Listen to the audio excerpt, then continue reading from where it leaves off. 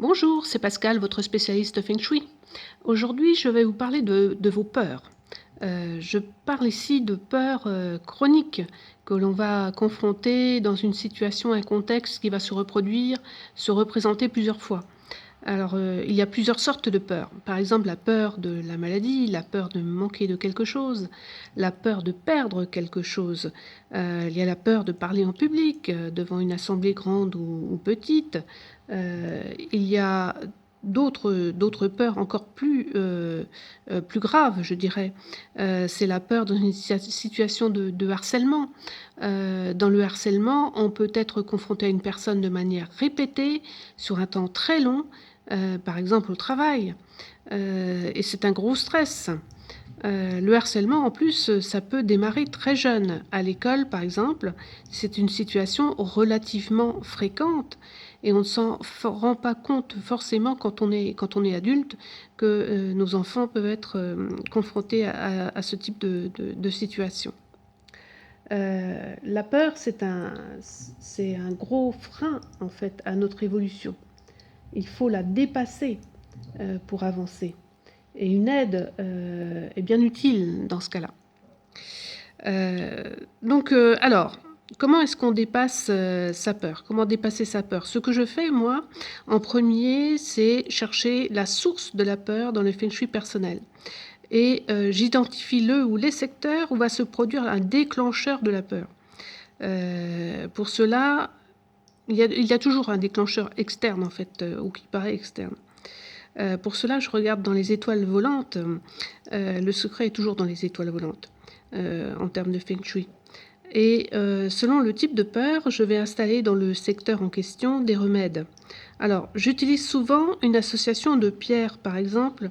Je vais préconiser la célestite. La célestite que vous voyez ici.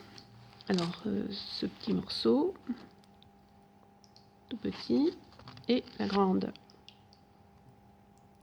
Voilà. La célestite est relativement fragile, dont on ne l'utilise pas en bracelet ou en collier, mais en pierre brute comme ceci. Donc, alors, souvent la célestite en fait est sous forme de géode dans la nature et elle a souvent été découpée comme ici ce gros morceau. Voilà. Je vais donc monter la pierre en vibration et lui donner une intention pour la personne avant de la disposer dans la bonne direction. À minima, et sans connaître son Feng Shui, on peut en porter une petite, emballée dans un papier, parce qu'elle est donc fragile, elle peut être friable, de la mettre dans son sac ou d'en mettre une dans le cartable des petits écoliers.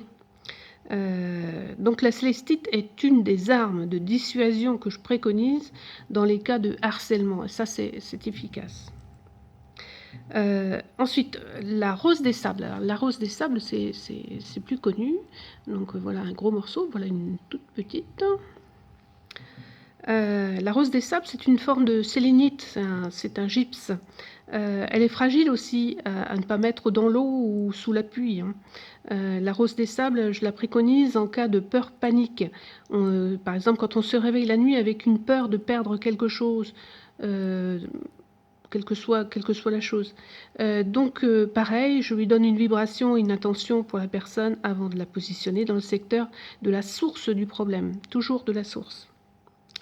Les pierres sont de bons compagnons pour traiter la peur. On remarque rapidement qu'elles agissent, c'est réconfortant.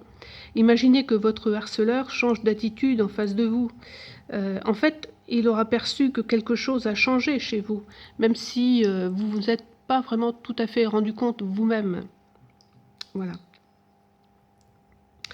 Voilà ce pour aujourd'hui. J'espère que cela vous aura intéressé. Merci de m'avoir écouté. Je vous souhaite le meilleur. Merci de vos likes et vos commentaires. Vous trouverez mon adresse de contact sous cette vidéo pour ceux qui souhaitent aller plus loin. Et prenez soin de vous. À très bientôt. Au revoir.